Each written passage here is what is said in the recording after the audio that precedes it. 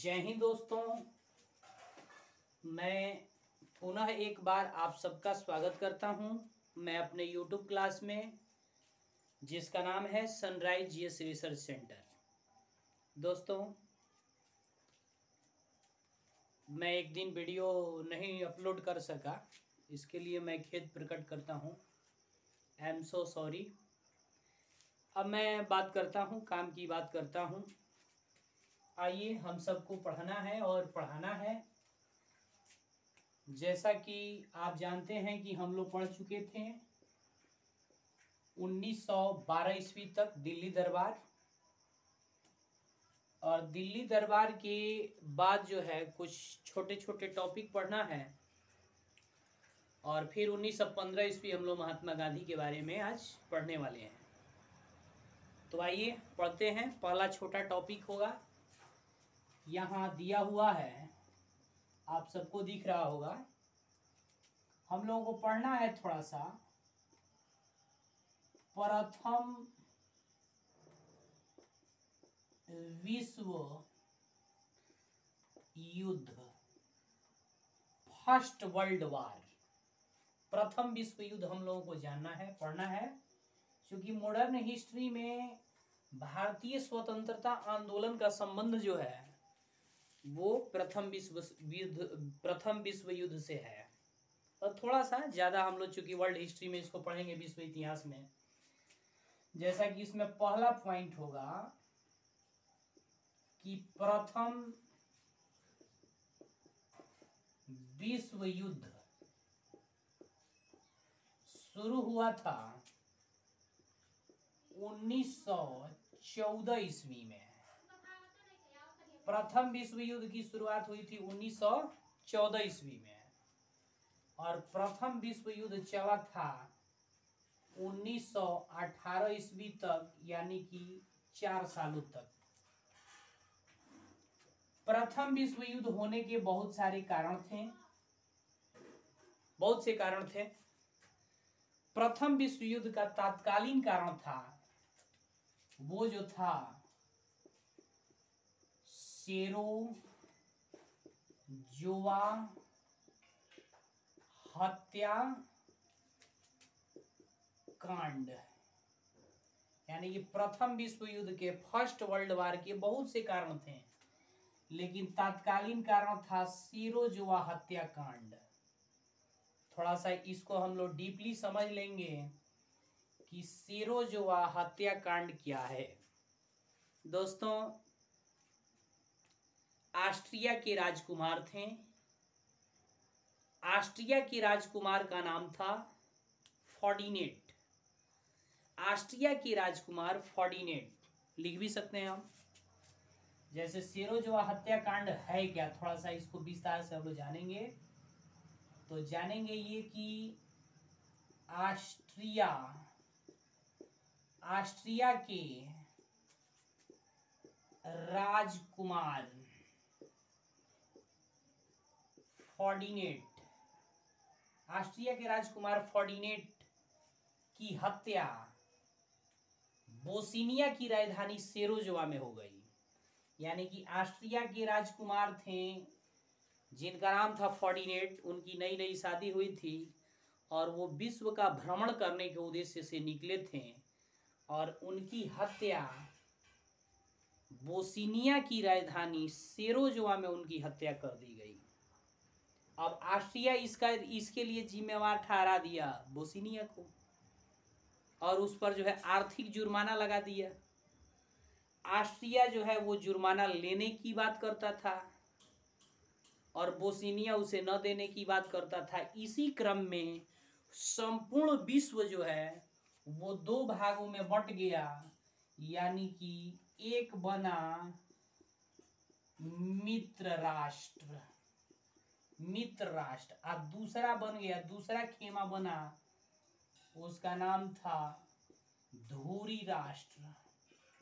ये पूरा विश्व 2 भागों में, 2 गुटों में बट गया, और प्रथम विश्व युद्ध शुरू हो गया 1914 ईस्वी में, 1918 ईस्वी तक चला। इसमें जो है भारत भी शामिल था इनडायरेक्ट रूप से। यानी उस समय भारत गुलाम था, भारत पर अंग्रेजों का शासन था और अंग्रेज जो है मित्र राष्ट्र में शामिल थे, मित्र राष्ट्र नामक ग्रुप में शामिल थे। तो अंग्रेजों ने भारतीयों से कहा कि आप लोग प्रथम विश्व युद्ध में हमारा साथ दीजिए, यदि हम प्रथम विश्व युद्ध को जीत जाएंगे तो आप लोगों के देश को आजाद कर देंगे। तो भारत के लोगों ने प्रथम विश्व युद्ध में अंग्रेजों का साथ दिया, लेकिन जैसे ही प्रथम विश्व युद्ध खत्म हुआ 1918 ईस्वी में, अंग्रेजों ने भारतीयों को आजादी न देकर के रॉलेट एक्ट लगा दिया। ये हम लोग आगे पढ़ेंगे अगले टॉपिक में। रॉलेट एक्ट, काला कानून लगा दिया। और फिर जब प्रथम विश्व युद्ध हुआ तो दुनिया को ये लगने लगा कि युद्ध जो है खतरनाक है, अच्छी बात नहीं है। इसलिए प्रथम विश्व युद्ध के समाप्ति के तुरंत बाद 1918 ईस्वी में राष्ट्र संघ की स्थापना हुई और राष्ट्र संघ के संस्थापक थे वुड्रो विल्सन, जो अमेरिका के भूतपूर्व राष्ट्रपति थे, वुड्रो विल्सन। लेकिन राष्ट्र संघ के पास न पूंजी थी न शक्ति था। राष्ट्र संघ पूंजी और शक्ति के अभाव में विफल हो गया। फिर संयुक्त राष्ट्र संघ द्वितीय विश्व युद्ध के बाद बना। तो ये प्रारूप थे। आइए थोड़ा सा हम लोग जानते हैं। प्रथम विश्व युद्ध की शुरुआत 1914 में हुई थी, 1918 ईस्वी तक चला था, यानी कि 4 सालों तक। प्रथम विश्व युद्ध का तात्कालीन कारण दूसरा पॉइंट है। तो प्रथम विश्व युद्ध का तात्कालीन कारण था सेरोजोवा हत्याकांड। सेरोजोवा हत्याकांड को थोड़ा सा विस्तार से ऐसे बताया जा सकता है कि ऑस्ट्रिया के राजकुमार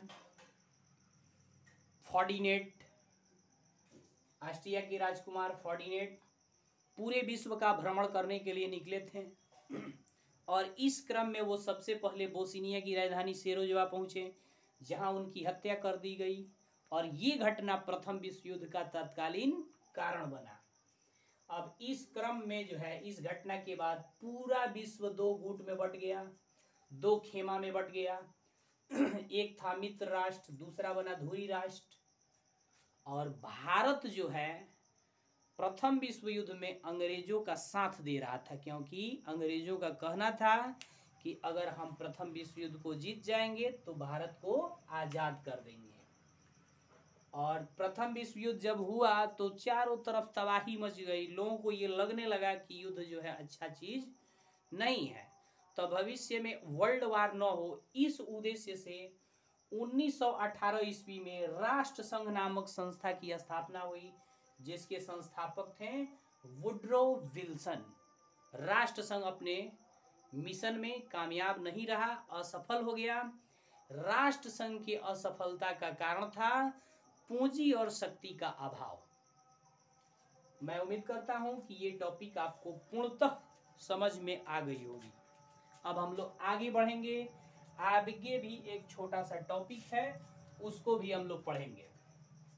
जैसे यहाँ भी कंप्लीट कर सकते हैं उसको, यहाँ नीचे दिख सकता है। जैसे अगला टॉपिक में छोटा सा टॉपिक है, जैसे 1913 ईस्वी। 1913 ईस्वी में लाल हरदयाल के द्वारा एक पार्टी बनाई गई, जिस पार्टी का नाम था गदर पार्टी। दोस्तों, गदर पार्टी की स्थापना कब हुई थी? 1913 ईस्वी में। किसके द्वारा हुई थी? तो लाल हरदयाल के द्वारा हुई थी गदर पार्टी की स्थापना। और इसी क्रम में हम लोग पहले पढ़े थे कि 1913 ईस्वी में ही एक स्वतंत्रता सेनानी थे अबुल कलाम आजाद, अबुल कलाम आजाद जो है एक पत्रिका का प्रकाशन किए थे जिस पत्रिका का नाम था अल हिलाल। अल हिलाल यानी कि अबुल कलाम आजाद के द्वारा 1913 ईस्वी में अल हिलाल नामक पत्रिका का संपादन किया था। यानी कि आप सुन सकते हैं अगर नहीं दिख रहा है तो कि अबुल कलाम आजाद ने 1913 ईस्वी में अल हिलाल नामक पत्रिका का संपादन किया था। ये पॉइंट थी।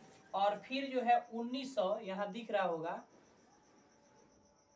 इसके बाद जो है 1900 आप सुन सकते हैं अगर नहीं दिख रहा है तो 1900 पुनः जो है 1914 ईस्वी में बाल गंगाधर तिलक मांडले जेल से रिहा हुए।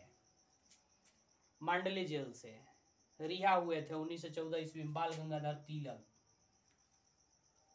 और मांडले जेल से रिहा हुए थे तो उसी समय जो है एक अंग्रेज था जिसका नाम था वेलेंटाइन। वेलेंटाइन नामक अंग्रेज ने, पूछता है सवाल, वेलेंटाइन नामक अंग्रेज ने बाल गंगाधर तिलक को भारतीय आतंक का जनक कहा था। यानी क्वेश्चन कर सकता है कि भारतीय आतंक का जनक किसे कहा जाता है, या भारतीय आतंक का जनक बाल गंगाधर तिलक को किसने कहा था। तो वेलेंटाइन नामक अंग्रेज के द्वारा बाल गंगाधर तिलक को भारतीय आतंक का जन्मदाता कहा जाता है। तो ये छोटे टॉपिक थे। पहला आइए एक बार हम लोग समझ लें। प्रथम विश्व युद्ध की शुरुआत 1914 में हुई थी, समाप्त हुआ 1918 ईस्वी में। प्रथम विश्व युद्ध का तत्कालीन कारण था सेरोजवा हत्याकांड। सेरोजवा हत्याकांड में हुआ था कि ऑस्ट्रिया के राजकुमार जो फर्डिनेंड थे वो बोस्निया की राजधानी सेरोजवा पहुंचे, जहां उनकी हत्या डाकुओं द्वारा कर दी गई। और प्रथम विश्व युद्ध का ये तत्कालीन कारण था। फिर इस क्रम में पूरा विश्व दो गुट में बटा था। एक गुट का नाम पड़ा मित्र राष्ट्र, दूसरे गुट का नाम पड़ा धुरी राष्ट्र। भारत जो है अंग्रेजों का साथ दे रहा था, यानी कि मित्र राष्ट्र की तरफ से भारत प्रथम विश्व युद्ध में शामिल हुआ था, क्योंकि अंग्रेजों का कहना था कि अगर हम प्रथम विश्व युद्ध को जीत जाएंगे तो भारत को आजाद कर देंगे। इसके बाद से जो है प्रथम विश्व युद्ध खत्म हुआ। 1918 ईस्वी में राष्ट्रसंघ की स्थापना हुई। राष्ट्रसंघ के संस्थापक थे वुड्रो विल्सन। और 1913 ईस्वी में लाल हरदयाल के द्वारा गदर पार्टी की स्थापना की गई। और 1913 ईस्वी में ही अबुल कलाम आजाद के द्वारा अल हिलाल नामक पत्रिका का संपादन किया गया था। फिर 1914 ईस्वी में बाल गंगाधर तिलक मांडले जेल से रिहा हुए और उनको जो है भारतीय आतंक का जनक वेलेंटाइन नामक अंग्रेज के द्वारा कहा गया। तो ये एक छोटा सा टॉपिक था। मैं उम्मीद करता हूं कि आप सब इसको समझ गए होंगे। और दोस्तों ऑफलाइन क्लास होता है तो काफ़ी आनंददायक होता है। इसमें मैं थोड़ा तेज इसलिए बोल रहा हूं कि वीडियो लंबा ना हो जाए और आसानी से अपलोड हो जाए। तो मेरा उम्मीद है कि आप सभी समझ गए होंगे। और हम 2 दिन बाद आए हैं चैनल पे, तो एक टॉपिक और हम पढ़ाएंगे दोस्तों। और टॉपिक का नाम होगा महात्मा गांधी का भारत आगमन। हम लोग पढ़ेंगे, यहाँ आपको दिख रहा होगा महात्मा गांधी का भारत आगमन। महात्मा गांधी का भारत आगमन। तो भाई गए कहाँ थे, पूरा डिटेल हम लोग पढ़ने वाले हैं, टेंशन लेने की कोई जरूरत नहीं है। सबसे पहले हम लोग जानेंगे कि महात्मा गांधी का जन्म कब हुआ था। आप सब जानते हैं। तो महात्मा गांधी का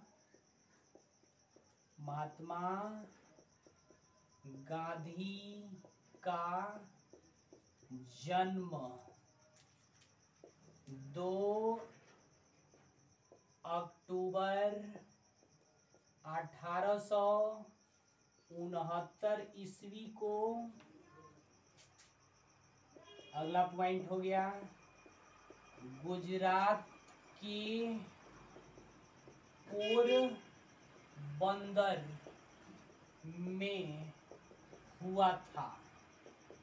आइए, यानी कि महात्मा गांधी का जन्म 2 अक्टूबर 1869 ईस्वी का हुआ था। कहाँ हुआ था? गुजरात के पोरबंदर में हुआ था। अब इनके माता पिता और पत्नी का नाम आप लोग जानते हैं, उस पर हम चर्चा नहीं कर रहे हैं। अगला पॉइंट ये है कि महात्मा गांधी वकालत किए थे, तो वो महात्मा गांधी पूछता है क्वेश्चन कि महात्मा गांधी दक्षिण अफ्रीका कब गए थे? तो आंसर हो गया कि महात्मा गांधी 1893 ईस्वी में दक्षिण अफ्रीका गए थे। दक्षिण अफ्रीका गए थे जी। यानी महात्मा गांधी 1893 ईस्वी में दक्षिण अफ्रीका गए थे। क्यों गए थे? तो दक्षिण अफ्रीका में एक भारत का गुजराती व्यवसायी रहता था, जिस गुजराती व्यवसायी का नाम था दादा अब्दुल्ला। दादा अब्दुल्ला नामक गुजराती व्यवसायी के मुकदमे के प्रमोशन के लिए महात्मा गांधी दक्षिण अफ्रीका गए थे। दक्षिण अफ्रीका गए थे वहां महात्मा गांधी। यानी कि दादा अब्दुल्ला नामक गुजराती व्यवसायी वहां जो है मुकदमा लड़ रहा था रंग भेद के नीति के खिलाफ। वहां रंग भेद की नीति थी, गोरे और कालों के बीच भेदभाव था, और उसी भेदभाव को खत्म करने के लिए दादा अब्दुल्ला नामक गुजराती व्यवसायी ने मुकदमा किया था। तो उसी के मुकदमे के प्रमोशन के लिए महात्मा गांधी 1893 ईस्वी में दक्षिण अफ्रीका गए थे। महात्मा गांधी वहां गए थे, और वास्तव में वहां भेदभाव था। जैसे आप जानते हैं, कहानी है कि महात्मा गांधी इसको जानना चाहते थे कि भेदभाव है कि नहीं। तो ट्रेन में वो प्रथम श्रेणी में बैठे थे, अंग्रेजों ने धक्का दे करके उनको निकाल दिया। फिर टांगे पर बैठे थे तो उनको जहां पैर रखा जाता है वहां बैठना पड़ा। तो पहली बार महात्मा गांधी दक्षिण अफ्रीका में ही जाकर और नटाल यूनियन कांग्रेस पार्टी की स्थापना की वहां दक्षिण अफ्रीका में।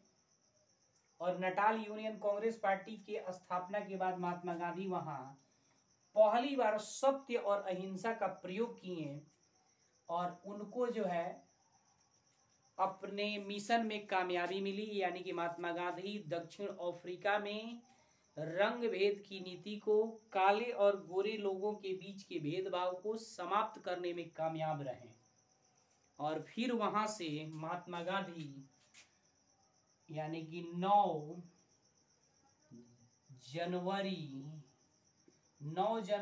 1915 ईस्वी को महात्मा गांधी भारत लौटे थे। अब क्वेश्चन करता है कि महात्मा गांधी का भारत आगमन कब हुआ? तो महात्मा गांधी साउथ अफ्रीका से, दक्षिण अफ्रीका से 9 जनवरी 1915 ईस्वी को भारत आए। और महात्मा गांधी के भारत आने के खुशी में 9 जनवरी को भारतीय प्रवासी दिवस मनाया गया था। और फिर इनके इतने बड़े काम के लिए अंग्रेजों ने महात्मा गांधी को केसरे हिंद की उपाधि से नवाजा। केसर ए हिंद की उपाधि से महात्मा गांधी को नवाजा गया। तो दोस्तों, आज 2 टॉपिक हम लोग पढ़ेंगे, पढ़ लिए। जैसे कि यहाँ पढ़े महात्मा गांधी का जन्म 2 अक्टूबर 1869 ईस्वी गुजरात के पोरबंदर में। महात्मा गांधी 1893 ईस्वी में दक्षिण अफ्रीका गए थे रंग भेद की नीति को समाप्त करने के लिए, या दादा अब्दुल्ला नामक गुजराती व्यवसायी के मुकदमे के प्रमोशन के लिए।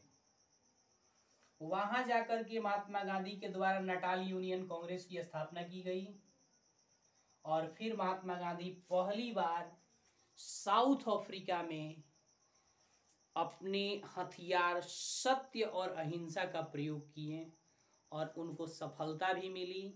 वहाँ जो काले और गोरे लोगों के बीच का जो भेदभाव था, रंग भेद की नीति थी, वो खत्म हुई और पुनः महात्मा गांधी 9 जनवरी 1915 ईस्वी को भारत लौटे और उनके भारत आने की खुशी में भारतीय प्रवासी दिवस मनाया गया। ये घटना थी। और फिर जब महात्मा गांधी भारत पहुंचे तो 1916 ईस्वी में ही, देखिए 1916 ईस्वी में ही उनके लिए साबरमती आश्रम का निर्माण हुआ। क्वेश्चन पूछता है साबरमती आश्रम का निर्माण कब हुआ था? तो साबरमती आश्रम का निर्माण हुआ था 1916 ईस्वी में। और ऐसे भी पूछता है कि महात्मा गांधी की राजनीतिक गतिविधियों का प्रसिद्ध केंद्र कौन था? तो वो था साबरमती आश्रम था। अब साबरमती आश्रम का निर्माण किसने कराया था? तो साबरमती आश्रम का निर्माण सारा भाई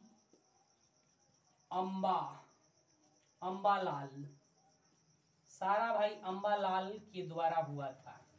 यानी कि सारा भाई अंबालाल नामक व्यक्ति ने महात्मा गांधी के लिए साबरमती आश्रम का निर्माण किया था।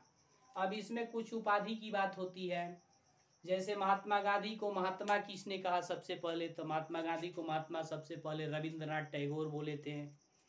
रविंद्रनाथ टैगोर को गुरु जी की उपाधि किसने दी थी? तो रविंद्रनाथ टैगोर को गुरु जी की उपाधि जो है महात्मा गांधी ने दिया था। महात्मा गांधी को राष्ट्रपिता किसने कहा था? तो महात्मा गांधी को राष्ट्रपिता सुभाष चंद्र बोस ने कहा था।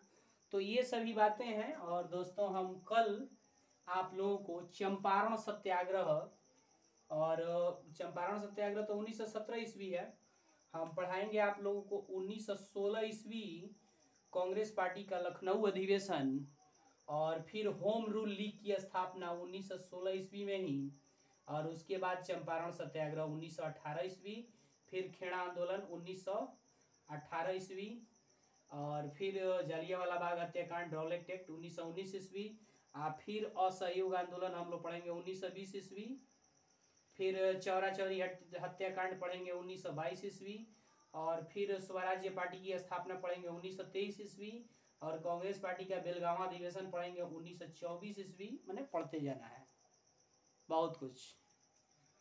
तो दोस्तों मेरा ये वीडियो, मेरा ये प्रयास पसंद आया होगा।